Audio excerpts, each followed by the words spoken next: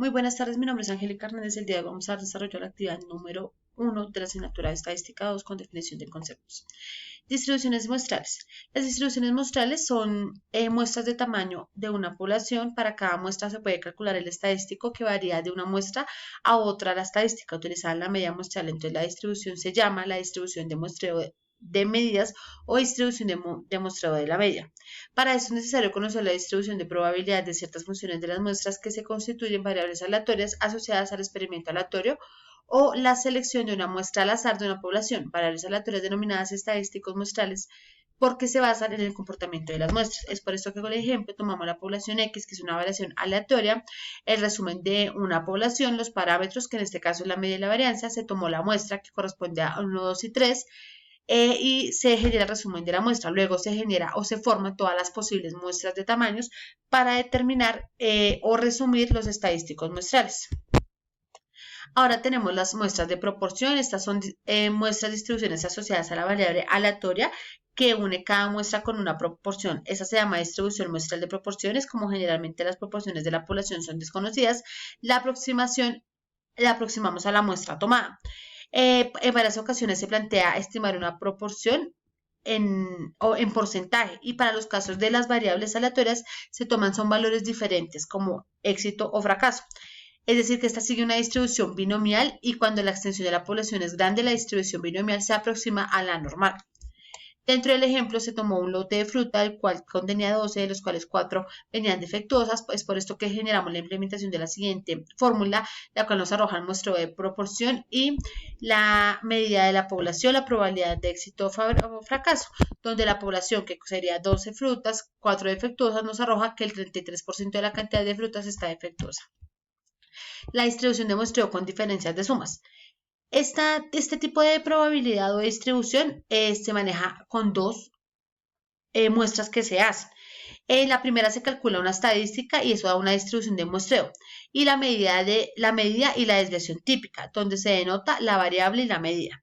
Y por otro lado, la segunda muestra es la segunda población, que se calcula la estadística, todas las posibles combinaciones de estas muestras de las dos poblaciones, y se puede obtener la distribución con las diferencias, que se llama distribución de muestreo en las diferencias de los estadísticos. Es por esto que acá tomamos el ejemplo de una probabilidad de llegada en 8 minutos al lugar del trabajo, donde se genera la aplicación de la fórmula para la siguiente probabilidad o distribución, donde nos arroja que la probabilidad que tiene de una diferencia de 8 minutos entre hombres y mujeres es de 0,01321%. Ahora tenemos la distribución de probabilidad binomial.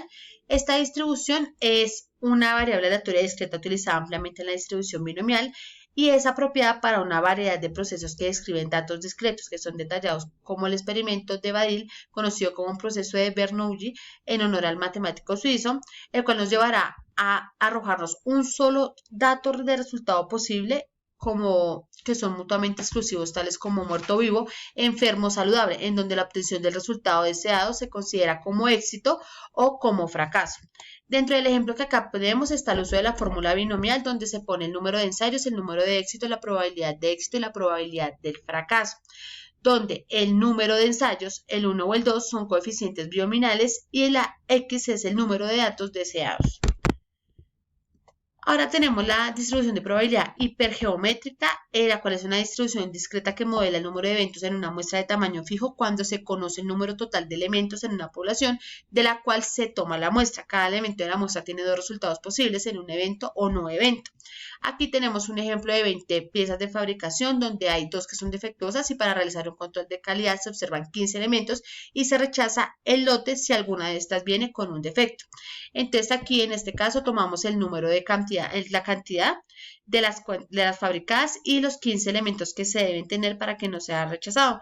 Y aplicando la siguiente fórmula para, en este caso, la probabilidad hipergeométrica, se determina que la probabilidad de que el lote sea rechazado es del 94,7% según los datos del ejercicio.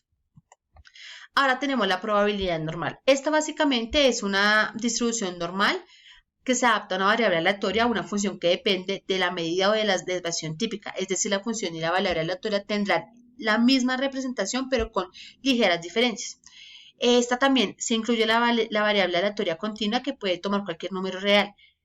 Por ejemplo, se puede tener en cuenta las rentabilidades de la acción, los resultados de un examen, la coeficiencia de inteligencia o los errores estándares, que son variables aleatorias continuas. Para hacer, pues, digamos, un ejercicio práctico, aquí generamos la utilización de la tipificación de la fórmula, se marcan los límites de las probabilidades, se lee el cuadro de probabilidad normal, el cuadro de muestra de valores menores al áreas y se hace la resta de los límites de probabilidad.